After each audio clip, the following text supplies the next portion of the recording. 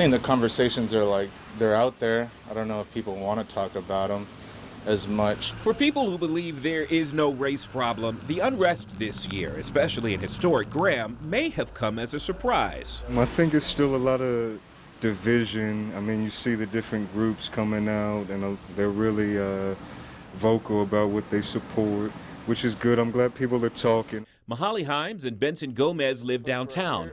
They were the only people who would talk to us on camera, but I did speak with several people off camera whose comments range from there were never any issues until protesters started making noise to people can get more done when they're quiet. Some from Alamance County share a different experience, including Reverend Gregory Drumright. I'm a son of the soil. That is home. That is where I was born. That is where I was educated. I dated interracially in high school. And I remember, bringing her home, to my mom and my family. And I remember asking, hey, when will I meet your family? And I was told that you can't.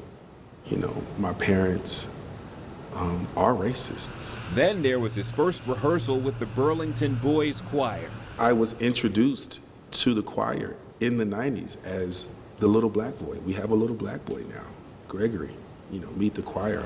He says growing up, he didn't realize what was happening around him. Our movement has really awakened people, not just black folks, has awakened a lot of white folks to the systemic oppression that has held minorities back there in my hometown. This summer, he signed on to help organize a push for change in the county. He says when people came to him fearful of speaking their truth publicly.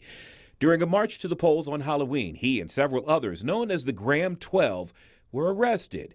4 weeks later, he was charged with a felony for allegedly assaulting an officer during that protest. I've seen pictures of an officer that has bruises on her arm, but I never injured, assaulted, launched at an officer.